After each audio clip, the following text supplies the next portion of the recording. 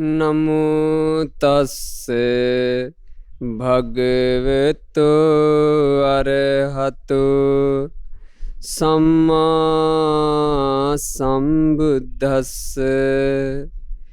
ඒ භාග්‍යවත් වූ අරහත් වූ මහා කරුණික වූ අපගේ ගෞතම සම්මා සම්බුදුරජාණන් වහන්සේට නමස්කාර වේවා. සාදු සාදු සාදු.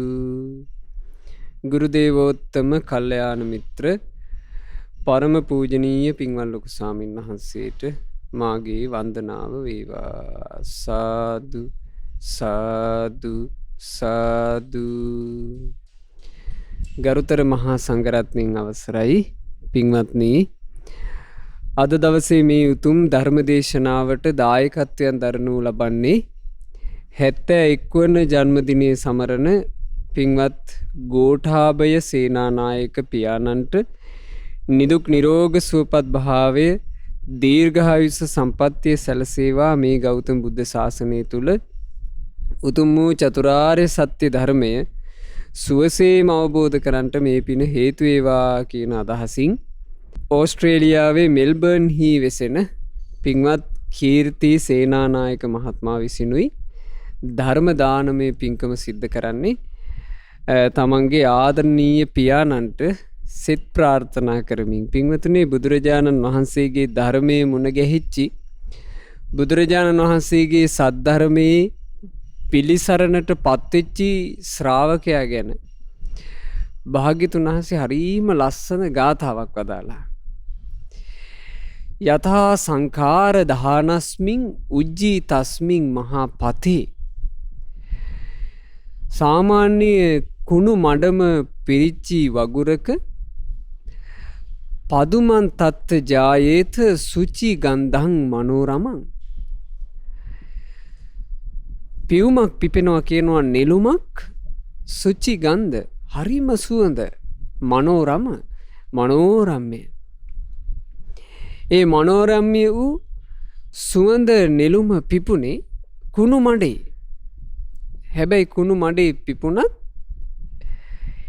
ඒ මලෙන් ගඳක් හමන්නේ. ඒ මලෙන් හමන්නේ සුවඳයි. කුණු මඩ දකින්නකොට හරි පිළිකුල් සහගතයි. හැබැයි මල දකින්නකොට පිළිකුල් සහගත නැහැ. ඒ මල දකිද්දි හිත පහන් වී යනවා. ආන්ගේ වගේමයි කියනවා. අන්න ඒ වගේමයි කියනවා බුදුරජාණන් වහන්සේගේ ශ්‍රාවකයා. ඒවන් සංකාර භූතේසු අන්ධ භූතේ පුතුජනේ. ඕම ඔය වගේ තමයි මේ සාමාන්‍ය ලෝක ප්‍රජාව. ඒ බොහෝ මිනිසුන් අතරේ තථාගතයන් වහන්සේගේ ශ්‍රාවකයා ඒ සියලු දෙනාම ඉක්මවා යනවා. අතිරෝචිති පඤ්ඤාය සම්මා සම්බුද්ධ ශාවකෝ. සම්බුදුරජාණන් වහන්සේගේ ශ්‍රාවකයා ධර්මයෙන් ඇති කරගන්න ප්‍රඥාවෙන් සාමාන්‍ය ලෝක ප්‍රජාව ඉක්මවා යනවා. ශ්‍රාවකයා කියන්නේ හරියට සුවඳ හමන නෙළුම වගේ. අපි මේ සංඝසරණ ග්‍රන්ථ රත්නයෙන් ඒ ශ්‍රාවක පිරිස අතරේ වැඩ හිටපු උත්තමයෝ ගැන ඉගෙන ගන්නේ. සංඝසරණ මහා සංඝරත්නයේ ඒ උතුම් සරණනේ අපි සිහි කරන්නේ. එතකොට පින්වතුනි, මේ ලෝකේ වැඩ හිටපු ඒ උත්තරීතර සංඝරත්නය ගැන අපිට තේරුම් ගන්න තියෙන්නේ හරියට මේ ලෝකයේ සුවඳවත් කරපු මනෝරම්‍ය නෙළුම් වගේ. උන්වහන්සේලාගේ ගුණ සුගන්ධය පැතිරුණා. උන්වහන්සේලාගේ ගුණ සුගන්ධය පැතිරිච්ච නිසා ඒ ගුණ සුවඳ ඔස්සේ ආපු බොහෝ දෙනෙක් ජීවිතයට යහපත සලසා ගත්තා. අදට වුණත් අපි සිත් පහදව ගන්නේ උන්වහන්සේලාගේ ගුණ සුගන්ධයටයි. මේ ග්‍රන්ථවල ලියවී තියෙන්නේ ඒ මහා සංගරුවනේ ගුණ සුගන්ධයයි. බලන්න, එහෙම සිද්ධියක් තමයි අද අපිට ඉගෙන ගන්න තියෙන්නේ. සංඝසරණ පොතේ 28 වෙනි කතා ප්‍රවෘත්තිය බමුණුවත. මොකද්ද මේ බමුණුවත? පාටලිපුත්‍ර කියන නගරේ. පාටලිපුත්‍ර කියලා කියන්නේ කොහේ තියෙන එකක්ද? දඹදිව, ඉන්දියාවේ. අද මේ වෙනකොට එහෙට කියන්නේ පැට්නා. මෙන්න මේ පැට්නාවල ඒ කාලේ පාටලිපුත්තේ එක බමුණෝ දෙන්නෙක් මෙහෙම කතාවක් ඇහුවා. කාවල්ලි නම් මණ්ඩපයක මහානාග කියලා මහතෙරුන් කෙනෙක් ඉන්නවාය. උන්වහන්සේ මේ ජීවිතයේ අපි දැක්ක යුතුම කෙනෙක්. උන්වහන්සේ හරි ගුණවත්ය. උන්වහන්සේ බොහෝම ලස්සන දහම් කතාවෙන් මිනිසයාට ජීවිතේ මඟ පෙන්වන අය. ඕන ඔහොම අහන්න ලැබුණා. ඔහොම අහන්න ලැබෙනකොට දැන් මේ පැට්නාවල ඉඳලා දඹදිව ඉඳලා ඒ ඇයෝ ආවා කාවල්ලි මණ්ඩපේට. එහෙම මගදී එද්දී එකෙක් අතර මගදී මලේය.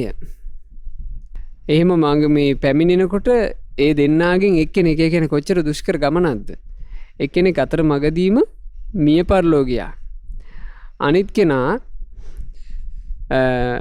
නැව් නැගිලා මාවටු තොටට පැමිණිලා කාවල්ලි මණ්ඩපේ තියෙන්නේ කොහෙද කියලා විමසපුවම පිරිසකින් දැනගත්තා ඒ තියෙන්නේ රුහුණේය කියලා.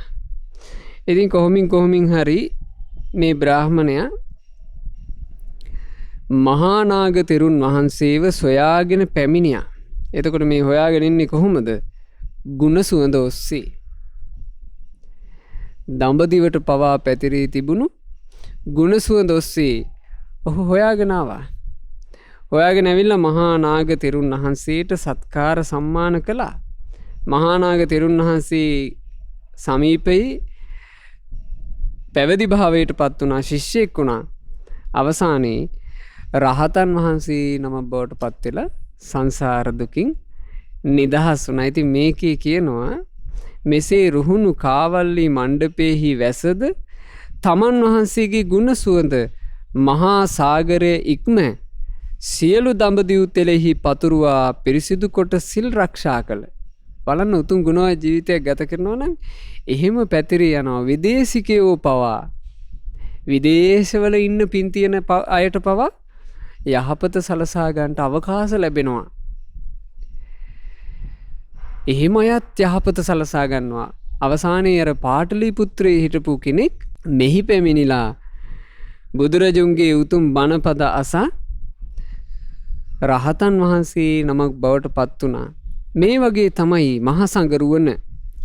මෙසේ සුපිලිපන් වූ මහා සංඝයා වහන්සේ සරණ යෙමි, සංඝ සරණ යා යුතු. ඔන්න ඔහොම කියනවා සංඝයාගේ ගුණ ගැන සිහි කර ගන්න ඕන.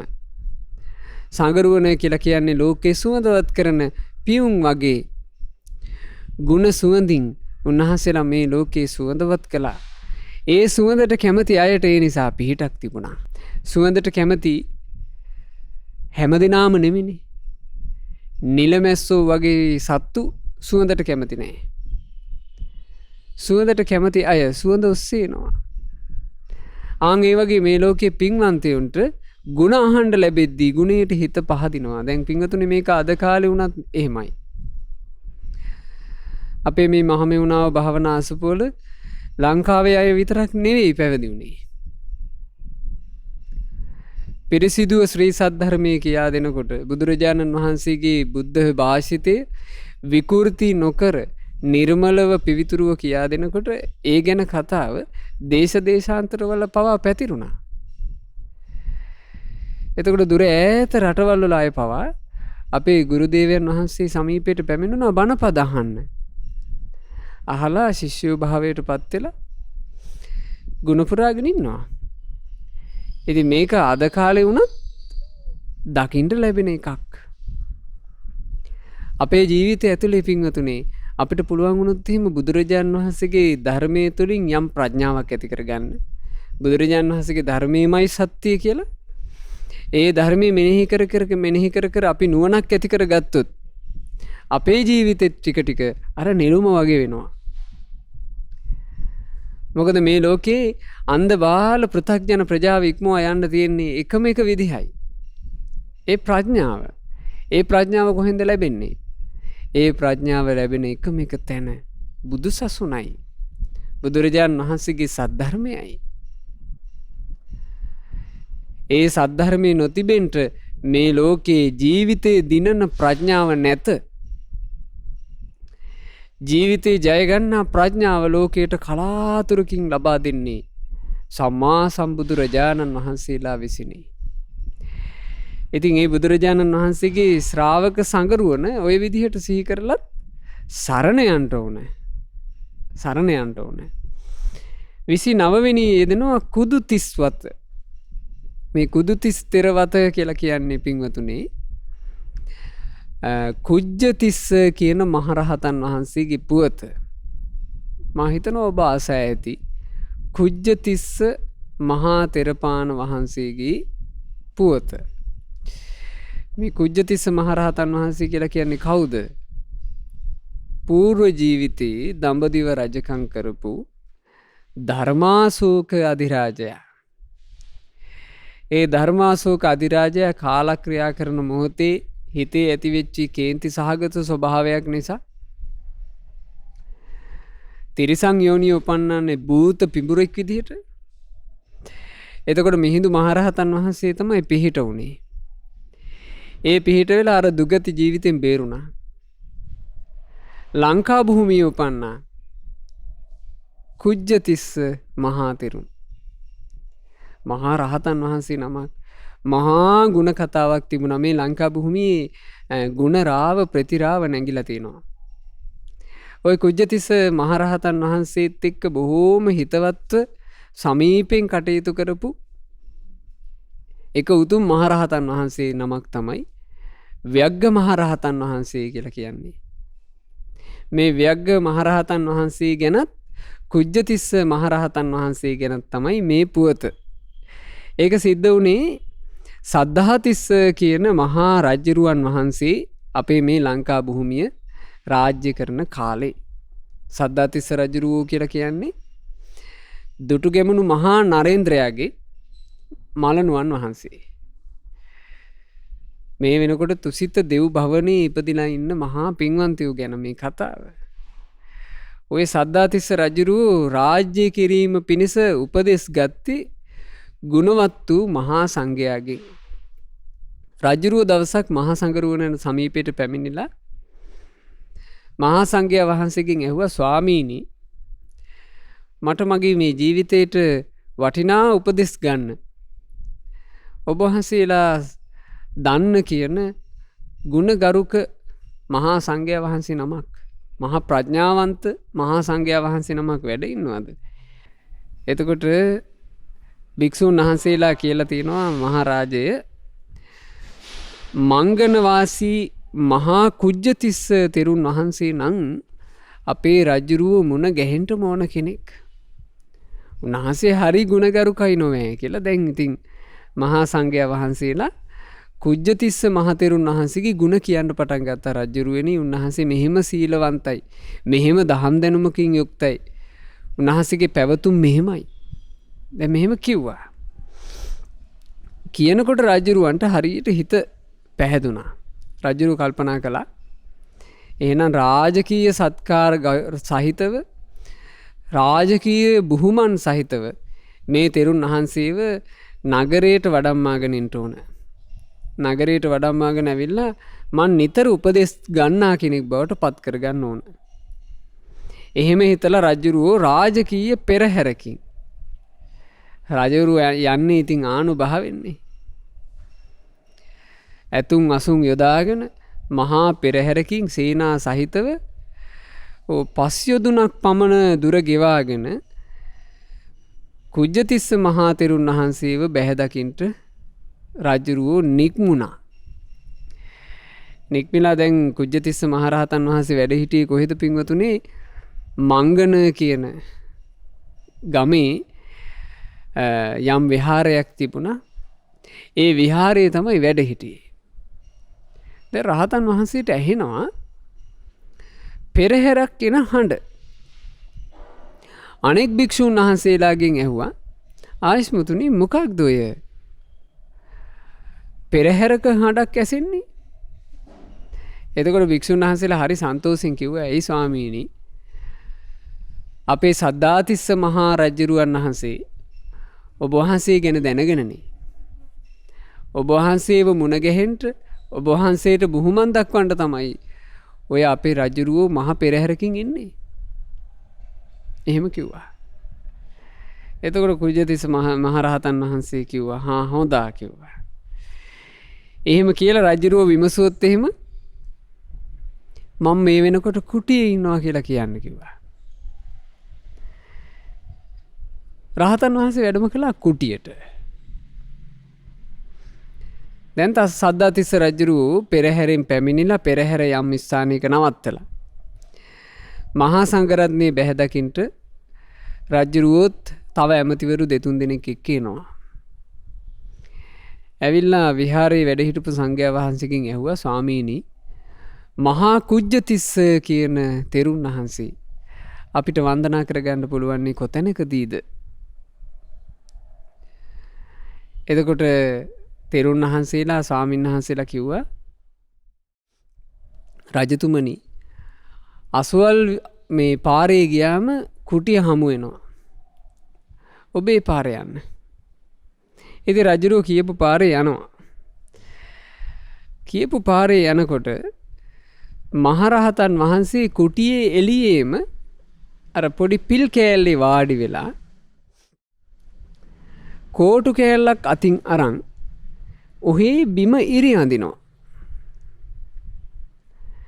නිකන් කෝටු කෑල්ලක් අරගෙන ඔහේ බිම ඉරි ඇඳ ඇඳ ඉන්නවා. කම්මැලිකමේ ඈලි මෑලිකමේ ඔය ඇතැම්මු ඉන්නේ බිම ඉරි ඇඳ ඇඳ. ආන් ඒ විදිහට රහතන් වහන්සේ බිම ඉරි අඳිනවා. රජුරුව ඈතටම දැක්කම ඒක. ඈතටම දැකලා කල්පනා කළා තමන්ගේ හස්ත විකාරයේ පාලනය කරගන්න බැරි කෙනෙකුට මොන හිතේ පාලනයක්ද? රජුරුව එහෙම හිතුවා. තමන්ගේ හස්ත විකාරයේ පාලනය කරගන්න බැරි කෙනෙකුට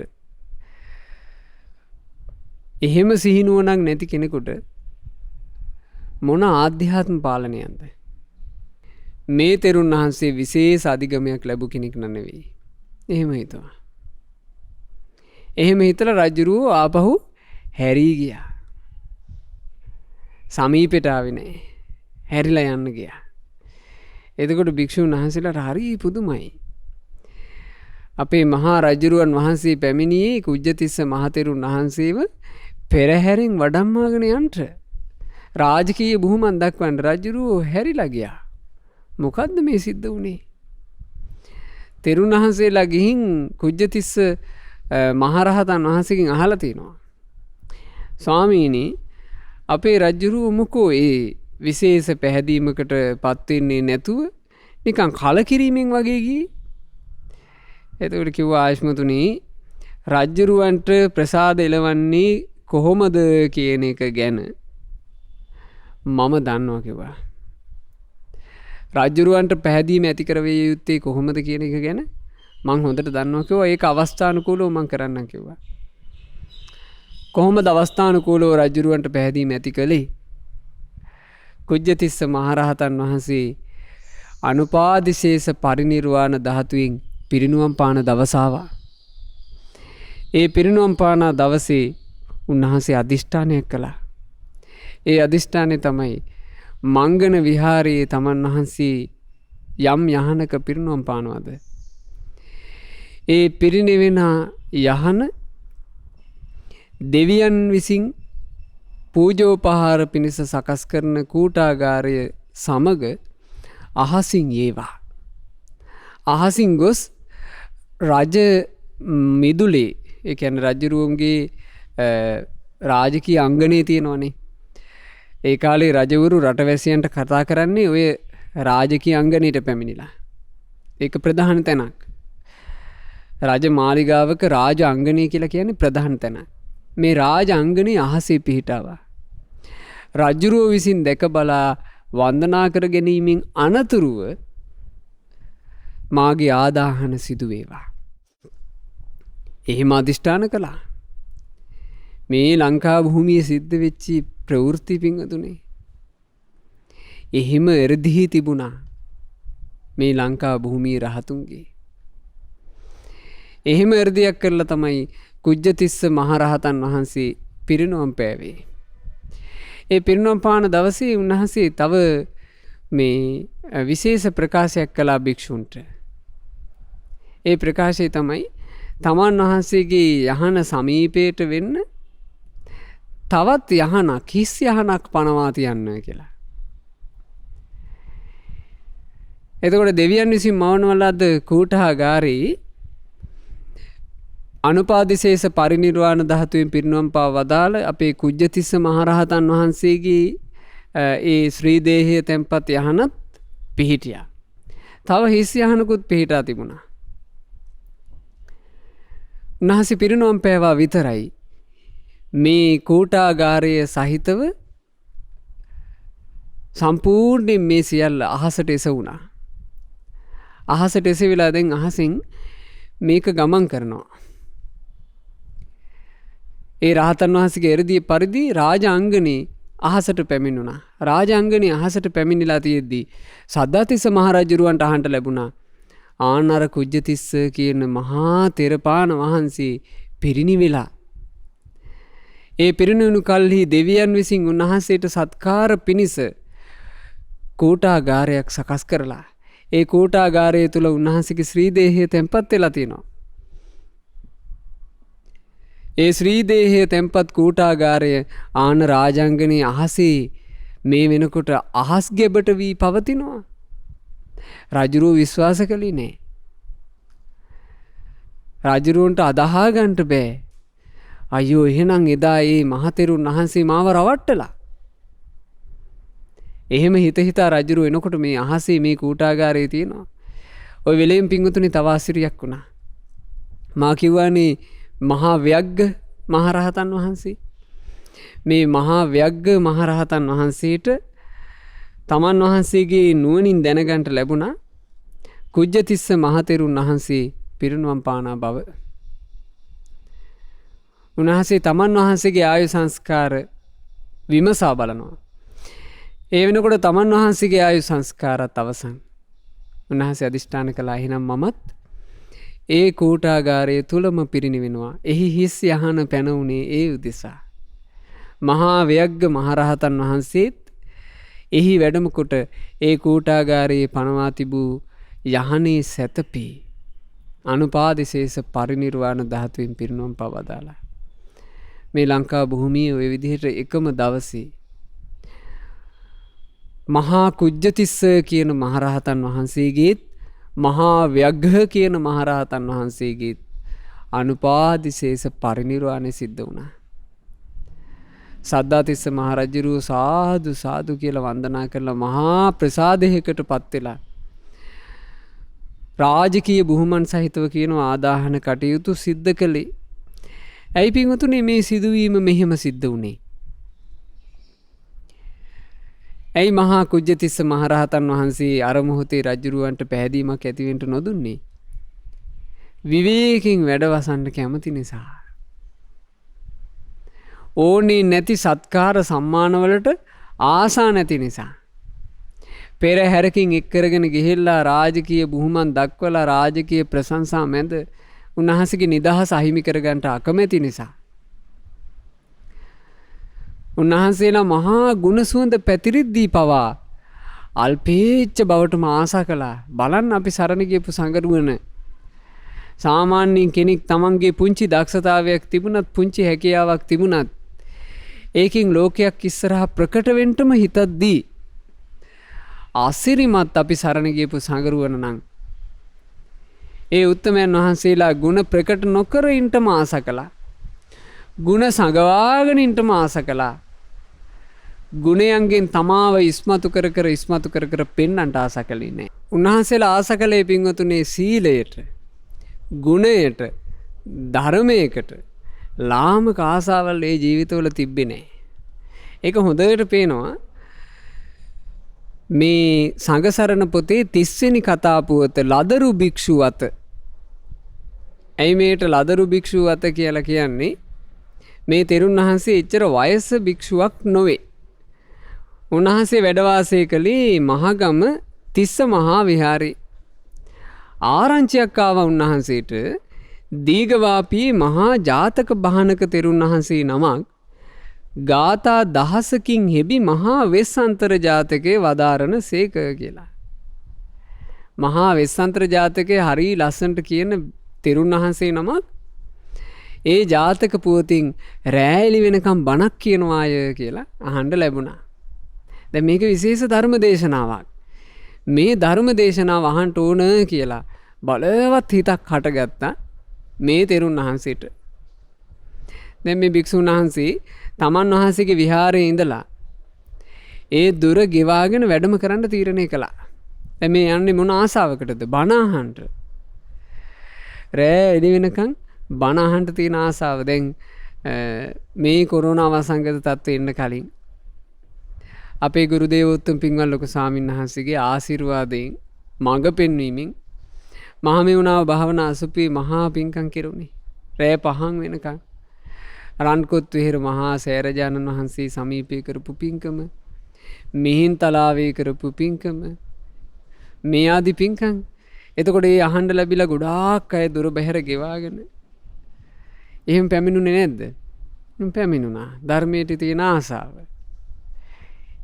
ඉතින් ආන් ඒ වගේ තමයි මේ බණ අහන්න තියෙන ආසාවට දුර ගෙවාගෙන මේ භික්ෂුන් වහන්සේ පැමිණුණා. හැබැයි මේ දුර ගෙවාගෙන ආපු ගමන පින්වතුනේ පා ගමනින් යොදුන් 9ක් පයින්ම ආවා. දවසම ආවා. වැඩම කළා කොහොම හරි හවස් වෙනකොට මේ බණ කියන විහාරයට උන්වහන්සේට වැඩම කරන්න ලැබුණා. දැන් මේ පැමිණෙන වෙලාවේ හරියටම කළුවරත් වැටිලා බණ පටන් ගත්තා විතරයි. බණ පටන් ගන්න ලැහැත්තිනකොටම වාඩි වුණා. වාඩි වුණාට බණ අහන්න තරම් කය සූදානම් නැහැ. ඇයි මහන්සි? උන්වහන්සේට එහෙම්ම නිින්ද ගියා. බණ අහන්න වාඩි වෙලා සුළු වෙලාවයි නිින්ද ගියා. ආයෙ ඇහැරුණේ රෑ එළි වෙද්දී. බණවර අවසන් වෙනකොට තමයි අවදි වුණේ.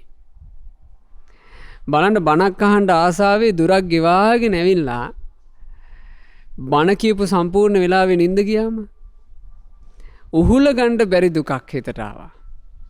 උහුල ගන්න බැරි දුකක් ඇවිල්ලා දැන් ඉකි ගගහ අඬන්න පටන් ගත්තා. එතකොට එතන හිටපු භික්ෂුන් වහන්සේලා මේ අහලා තිනවා, ඇයි ආයස්මතුනි මේ ඉකි ගගහ අඬන්නේ?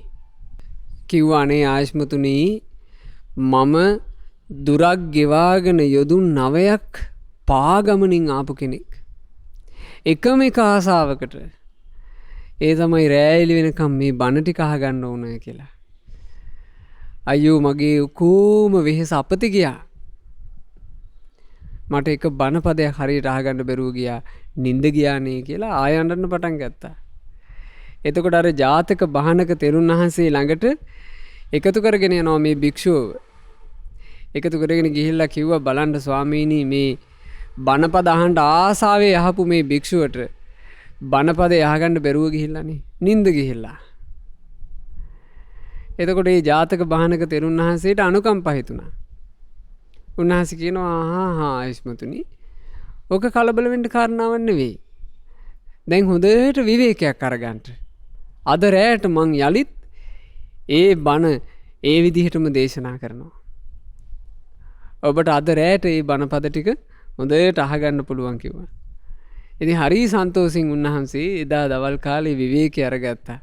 එදා රාත්‍රියේ අර මහා ජාතක බහනක තෙරුන් වහන්සේ වෙස්සන්තර ජාතකයෙන් රෑ 5 වෙනකම් බණ කිව්වා. ඒ බණපද ටික අහලා ඉවර වෙනකොට සෝතාපන්න ශ්‍රාවකෙක් බවට පත් වුණා. මෙසේ සද්ධර්මයේහි කළ අදහසින්ම නව යොදුන් මග ගෙවා අවුත් තෙරුන් වහන්සේ සමීපයෙන් බණ අසා අමා මහ නිවන් දුටු මුන්වහන්සේ ආදී කොට සුපිලිපන් වූ මහා සංඝයා වහන්සේ සරණ යමි සංඝ සරණ යා යුතුය. මෙච්චර ධර්මයට ආසා කළා ඒ උතුම් සංගරුවන කියලා සිහි කර කර තමයි අපි සංඝ සරණ යන්නේ. ඇයි මිනිස්සු දුර බැහැර ගෙවාගෙන යන්නේ නැද්ද කාමේ පතාගෙන? කාමයක් උදෙසා මහා වෙහෙසෙන්නේ නැද්ද? යොදුන් ගණන් දහස් ගණන් වියදම් කරගෙන යන්නේ නැද්ද කාමේ පතාගෙන? සාමාන්‍ය ජනයා කාමේ පතාගෙන එසේ වෙහෙසෙද්දී මහසඟරුවන යමකට වෙහෙසුණා නම් ඒ ධර්මය උදෙසාය.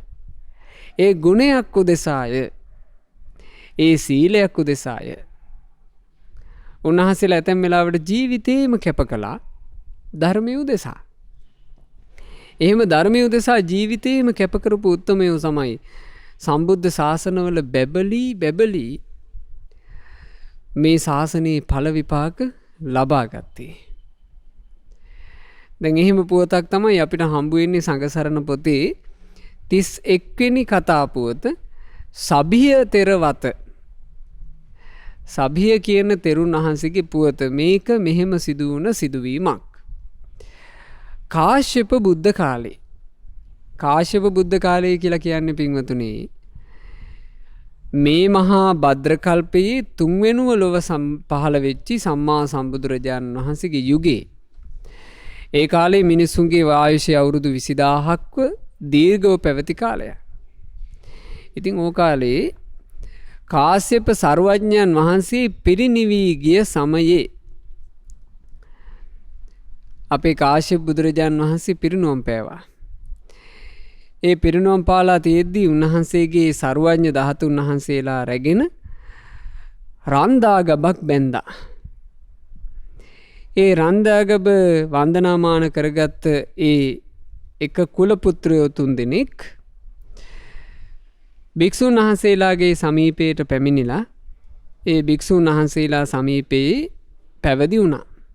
පැවිදි වෙච්ච තුන්නම ධර්මයේ ඉගෙනගෙන උන්වහන්සේලා යලි වැඩම කළා මේ දාගැබ පිහිටි තැනටම. ඒ දාගැබ පිහිටි තැන උන්වහන්සේලා වැඩ වාසය කරමින් ගොඩාක් අප්‍රමාදී වුණා කියනවා. ඒ කියන්නේ ගොඩාක් ධර්මයට කැප වුණා. වෙහෙසිලා ධර්මයේ පුහුණු වුණා. හැබැයි කොච්චර වෙහෙසුණත් විශේෂ ගුණයක් උපදවා ගන්නට බැරුව ගියා. ගුණ විශේෂයක් උපදවා නොගෙනම උන්වහන්සේලාගේ කාලේ ගොඩාක් ගත වුණා. එතකොට කල්පනා කළා ආයස්මතුනි මෙහෙම මේ සුළු වීරියකින් නම් අපිට ගුණයක් දියුණු කරගන්න බැරි හැඩයි. අපි මීට වඩා ධර්මයට කැප වෙන්න ඕන. දැන් මෙතන මිත්‍රයෝ 3 දෙනානේ. මීට වඩා ධර්මයට කැප වෙන්න ඕන කියලා ජීවිත අපේක්ෂාවෙන් තොරව භාවනා කරන්න කල්පනා කළා. ඝන වනාන්තරයට ගියා. ඒ ඝන වනාන්තරයේ තුල තිබුණු මේ එක්තරා ගල් කුලකට උන්වහන්සේලා නැගගත්තා. නැගගෙන පින්වතුනේ ඒ ගල් කුලේ වැඩ වාසය කරමින් වීරියෙන් භාවනා කරන්න පටන් ගත්තා. ආහාර පාන නොගෙන. ඉතින් ආහාර පාන නොගෙන ගොඩාක් දවස් ඉන්න බැරි නිසා දින 7-8ක් ගත වෙනකොට උන්වහන්සේලා කාලක්‍රියා කරනවා. ඒ කාලක්‍රියා කරපු මහා පින්වන්තයෝ 3 දෙනා අතරින් එක පින්වන්තයෙක් ගැනයි මේ කතාව. ඔහොම ධර්මයට කැපවෙච්ච කෙනා කලුරියකොට තව්තිසා දෙව් භවනේ ඉපිද අපමණ දෙව් සැපත් වළඳා එයින් චුතව එක්තරා පරිබ්‍රාජිකා කෙනෙකුන් බඩ පිළිසිඳගත්සේක. කාශ්‍යප බුද්ධ කාලයේ වෙරවීරිය වඩලා ධර්මයට කැප වෙලා ජීවිත අපේක්ෂාවෙන් තොරව භාවනා කරලා මිය ගියා. ඒකේ පිනෙන් තව්තිසාවේ උපන්නා. ධර්මයට කැප වූ පිනෙන් තව්තිසාවේ උපන්නා. තව්තිසාවේ ඉපදිලා සුදුසු කාලයේ පැමිණෙන තෙක් දෙව්සිරි විඳිමින් ඉඳලා දිව්‍ය ලෝකෙන් චුත වෙලා යලි මේ දඹදිවම අම්මා කෙනෙකුගේ කුසේ පිළිසිඳ ගත්තා. එක්තරා පරිබ්‍රාජිකාවකගේ කුසේ. ඒ පිළිසිඳ අරගෙන උන්වහන්සේ බිහි වෙනවා. ඒ බිහි වෙන්නේ මොන නමකින්ද? නම තමයි සභිය. මේ සභිය මහා උගතෙක් බවට පත් වුණා තරුණ වයසට එනකොටම. ඒ කාලේ තිබුණු ශිල්පවල කෙල පැමිණුණා. සභිය පරිබ්‍රාජක කියලා කිව්වොත් දන්නේ නැති කෙනෙක් නැති තරම් ওই දඹදිව ප්‍රසිද්ධ වුණා. ඒ ප්‍රසිද්ධියත් එක්ක හැම තැනම මේ සභිය පරිබ්‍රාජක ගම් නියම්ගම් සිසාරා තමන්ගේ ශිල්ප ශාස්ත්‍ර කියා දෙමින් ඇවිද යනවා. වාදියෙක් නොයෙක් වාදයන් කර කර ජයග්‍රහණය කරනවා. ඉතින් මෙහෙම වාද කර කර යන කල්හි දඹදිව ඉපද සර්වඥයන් වහන්සේ ලොව පහළ වූ බවක් නොදැන හිඳිනා මොහු බුදු සසුනේ මහාන කරවුව මැනවයි සිතා. එහෙම කවුද හිතුවේ? එකට 3 දෙනෙක් වුණානේ. ඒ 3 දෙනාගෙන් එක්කෙනෙක් උපන්නේ බ්‍රහ්ම ලෝකේ. ඒ බ්‍රහ්ම ලෝකේ උපන්න කෙනා බඹලොව ගියේ අනාගාමී වෙලා. ඒ සුද්ධාවාසයේ හිටපු බ්‍රහ්ම රාජයා කල්පනා කළා මගේ මේ මිත්‍රයා ලාභ සත්කාර වලට දැන් අහුවෙලා. දඹදිව පුරාම ඇවිදගෙන යනවා. සබිය කියලා ප්‍රකට වෙලා. ප්‍රසිද්ධිය නිසා මත් වෙලා. නොමගක වැටිලා. මේ කාශ්‍යප බුද්ධ කාලේ එකට වීරිය කරපු මගේම මිත්‍රයා නේද කියලා බැලුවා. බලන්න පිංගුතුනේ මේ ධර්මයක හැසිරෙන්න කැප වෙන එකේ තියෙන අනුසස් අපි මේ අහන්නේ. දැන් එතන 3 නමක්නේ කැප වුණේ ඒ කාලේ. 3 දෙනෙක් තමයි ධර්මයේ හැසිරෙන්න ජීවිත අපේක්ෂාව අත්හැරලා කැප වුණේ. කැප වෙච්චි 3 දෙනාගෙන් එක්කෙනෙක් තව්තිසාවේ ගියා. මේ කතා ප්‍රවෘත්තියට අනුව අනිත් එක්කෙනා ගිහිල්ලා තියෙන්නේ සුද්ධාවාසේ. සුද්ධාවාස බ්‍රහ්ම ලෝකේ අනිත් එක්කෙනා උපන්නේ. ඒ සුද්ධාවාසී ගියපු කෙනා කල්පනා කළා මේ නොමග ගියපු මගේ මිත්‍රයාව යලි සුමගට අරගන්න ඕන. කරුණු පහදලා දෙන්න ඕන. ඒ කරුණු පහදා දීම පිණිස මේ සුද්ධාවාස බ්‍රහ්ම ලෝකේ හිටපු බ්‍රහ්ම රාජයා දිව්‍යමය වේශයක් මවාගෙන පැමිණිලා මොහුට ප්‍රශ්න ටිකක් ඉදිරිපත් කළා. දැන් මේ සභියට වෙන ක්‍රමයක් නැහැ. සභියට ප්‍රශ්න ටිකක් ඉදිරිපත් කළා. මේ ප්‍රශ්න ඉදිරිපත් කිරීමත් එක්ක සභිය තේරුම් ගත්තා තමන් ඔක්කොම දන්නවා කියලා හිතන් හිටියට තමන් ඔක්කොම දන්න කෙනෙක් නෙමෙයි. ශිල්පයන්ගේ කෙල පැමිණි කෙනෙක් කියලා හිතාගෙන හිටියට එහෙම කෙනෙක් නෙවෙයි. මොකද මේ දැන් කියා දෙන ඒවා එකක්වත් තමන් දන්නේ නෑනේ කියලා. එතකොට අර පැමිණි දේව පුත්‍රයා කිව්වා සභිය යම් කෙනෙක් ඉදිරියේ ඔය ප්‍රශ්න විසඳෙනවා නම් යම් කෙනෙක් ඉදිරියේ ඔය ප්‍රශ්න වලට හරි උත්තරම ලැබෙනවා නම් ආන් ඒ කෙනා ඉදිරියේ නුඹ පැවිදි විය යුතුයි. ඒ කෙනා සමීපේ නුඹ පැවිද්ද ලබාගත යුතුයි කියලා පොරොන්දුවක් ගත්තා. ඉතින් සභිය ඊට පස්සේ මේ ප්‍රශ්න වලට උත්තර තමයි හොයාගෙන ගියේ.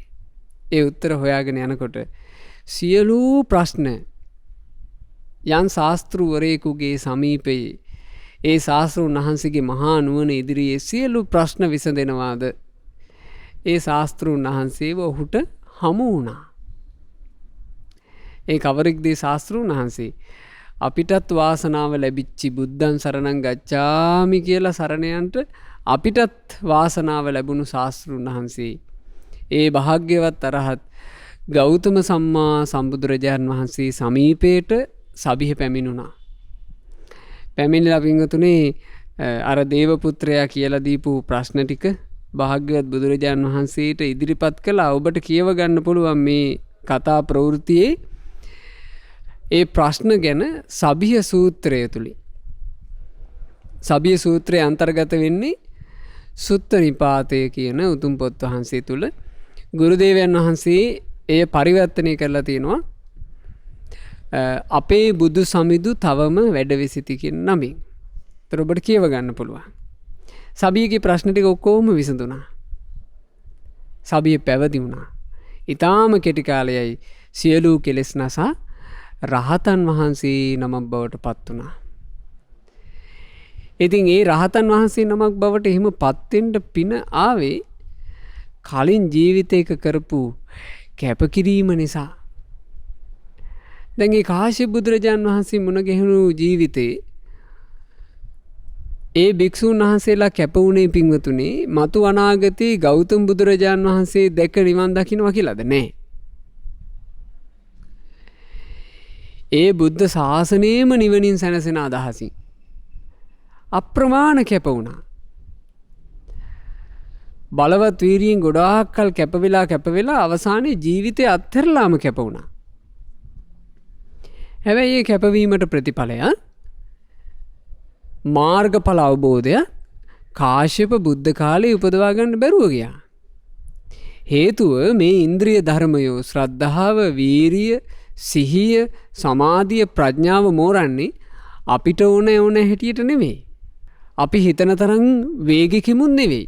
අපි හිතන තරම් හිමීටත් නෙවෙයි. ඉන්ද්‍රිය ධර්ම මෝරණ පිළිවෙලක් තියෙනවා. ඒ ඉන්ද්‍රිය ධර්ම මෝරන්නේ හැබැයි ධර්මයේ හැසිරීමෙන්මයි. වෙන විදිහක් නෑ. ඒ නිසා ධර්මයේ හැසිරෙන්න ගොඩාක් මහන්සි ගන්න ඕන. ධර්මයේ හැසිරෙන්න මහන්සි ගන්නා යම් නිමේෂයක් ඇද්ද? යම් මොහොතක් ඇද්ද? ඒ පුංචි මොහොතවත් අපතේ යන්නේ නැත. අපතේ යන්නේ නෑ. ඒකේ ප්‍රතිඵල ලැබෙනවමයි. ඒ සබිය තෙරුන් වහන්සේගේ පුවතෙන් අපිට ගන්න තියෙන ලොකුම අදහස ඒක. කාශ්‍යප බුද්ධ කාලයේ කැපවුණු කැපවීම නිසා තිලෝගුරු ගෞතම රහත් සම්මා සම්බුදුරජාන් වහන්සේගේ උතුම් බුදු සසුනේ සියලුම කෙලෙස් නසා රහතන් වහන්සේ නමක් බවට පත් වෙලා නිදහස් වෙන්න ලැබුණා. ඉතින් අද මේ සංඝසරණ ග්‍රන්ථයේ කතා ප්‍රවෘත්තීන් 4ක් අපිට ඉගෙන ගන්න ලැබුණා. මේ කතා ප්‍රවෘත්තීන් හැම එකම අපිට සඳහන් වෙන්නේ සංගරුවනේ ගුණ. ඒ සංගරුවනේ ගුණ සිහි කර කර තමයි අපට සංඝ සරණ ලබා ගන්න තියෙන්නේ. ඒ නිසා පින්වතුන්ලා මේ සංඝ සරණ දේශනා මාලාවේදීම අපි සිහිපත් කළා වූ සියලු සංඝ ගුණ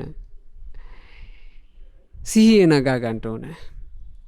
තමන්ගේ ජීවිතේ නිතර නිතර ඒ කතා ප්‍රවෘත්තීන් සිහි කරන්න. මේ කතා ප්‍රවෘත්තීන් පින්වතුනේ අර කතන්දර වගේ ගන්න එපා. ඒවා කතා පුවත් විදිහටද අපිට මේ ග්‍රන්ථවල සටහන් කරලා අපි උදෙසා දායාද කළේ ඇයි? සිත් පහදවා ගන්න. මේ කතා පුවත් මේ සංගරුවන ගැන විශ්මිත කතා අපිට අහන්න ලැබෙන්නේ සිත් පහදවා ගැනීම පිණිස. එනිසා කලින් කලට විවේක වෙලාවල් වලට මේවා මතක් කරගන්න. මේවා මතක් කරගන්නකොට අපේ හිතට ලොකු සතුටක් ඇති වෙනවා. අනේ මං සංඝං සරණං ගච්ඡාමි කියලා සරණ ගියපු ඒ සංගරුවනේ ගුණ දඹදිවටත් පැතිරලා ගියානේ. ඔබ කතා ප්‍රවෘත්ති මතක් කරගන්න ඕන. අර මේ මහානාග කියන තෙරුන් වහන්සේ ලංකාවේ ගුණ පුරද්දී පාටලීපුත්‍රයටම ගුණරාව පැතිරුණානේ. පාටලීපුත්‍රයේ ඉඳලා ඇවිල්ලා උන්වහන්සේගෙන් ධර්මය අහගෙන රහතන් වහන්සේලා බිහි වුණානේ. අනේ සංඝං සරණං ගච්ඡාමි කියලා අපි සරණ ගියේ කොයි වගේ උතුම් පිරිසක්ද කියලා ඔන්න අපි හිත පහදව ගන්නවා. කුජ්ජතිස්ස මහරහතන් වහන්සේගේ ඊළඟට මහා වියග්ග මහරහතන් වහන්සේගේ ඒ අසිරිමත් වෘද්ධි සිහි කරනවා. උන්වහන්සේලා ගුණ ප්‍රකට නොකර හිටපු හැටි සිහි කරනවා. ඒ සිහි කරනකොට අපේ හිත පහදිනවා.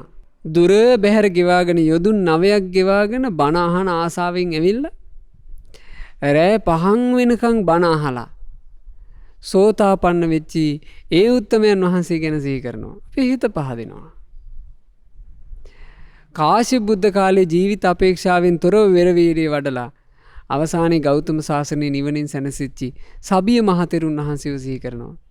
හිත පහදිනවා. පින්වතුනේ මේ උතුම් ප්‍රවෘත්තීන් අපි ජීවිතේ සිහි කරනවා නම් අපිට ওই ලාමක දේවල් හිත වෙහෙසටපත් වීම කියන එක අතහැර ගන්න පුළුවන්. ජීවිතේට උතුම් දෙයක් මුණ ගැහුණාට පස්සේ අර ලාමක එක අත්හැරලා උතුම් දේ ගන්නට දක්ෂතාවයක් අපි පෞද්ගලිකව ඇති කර ගන්න ඕන. අපිට බුදුරජාන් වහන්සේ ගැන අහන්න නොලැබුණා නම් ධර්මයේ සංගරුවන ගැන අහන්න නොලැබුණා නම් සාමාන්‍ය මිනිස්සු හිතන ඒවාම නේද අපිට හිත ඉන්න වෙන්නේ. එව්වමයි. සාමාන්‍ය මිනිස්සු හිතා ඉන්නේවම අපිටත් හිතා ඔහේ වෙහෙසටපත් වෙවි ඉන්න වෙනවා. සාමාන්‍ය මිනිස්සු රැයට ප්‍රවෘත්ති බලනවා. ප්‍රවෘත්ති බලපුවම ප්‍රවෘත්ති වලින් රටේ ඒවත් කියනවා, ලෝකේවත් කියනවා, හැම එකම කියනවා.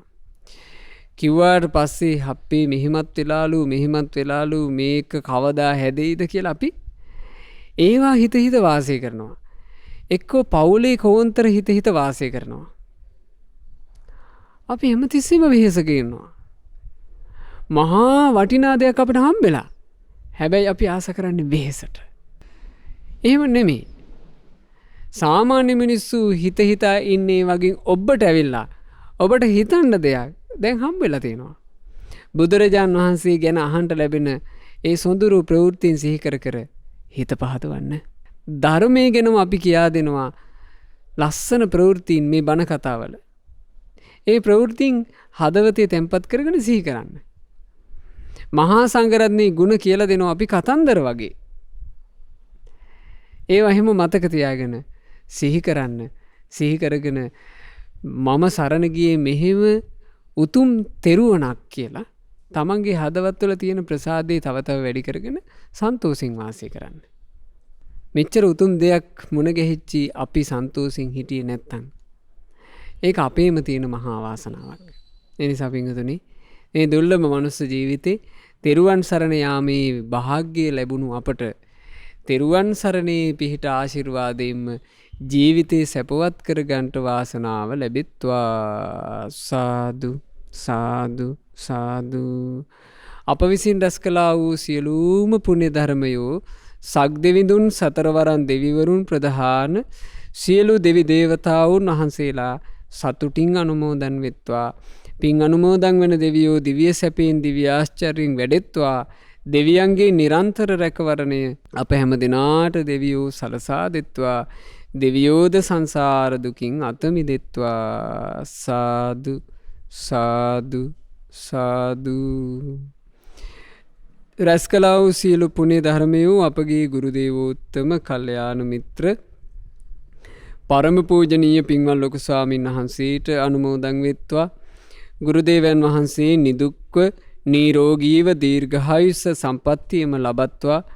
මේ ගෞතම බුදු සසුන තුළම උතුම් වූ චතුරාර්ය සත්‍ය ධර්මය පරිපූර්ණ වශයෙන්ම අවබෝධ කරගන්නට වාසනාව ලැබෙත්වා. සාදු සාදු සාදු.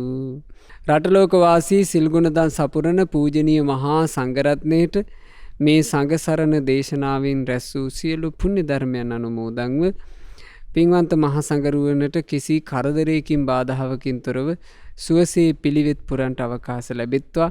ගෞතම සාසනය තුල ධර්මාවබෝධයෙන් සැනසෙන්නට වාසනාව ලැබෙත්වා. සාදු සාදු සාදු.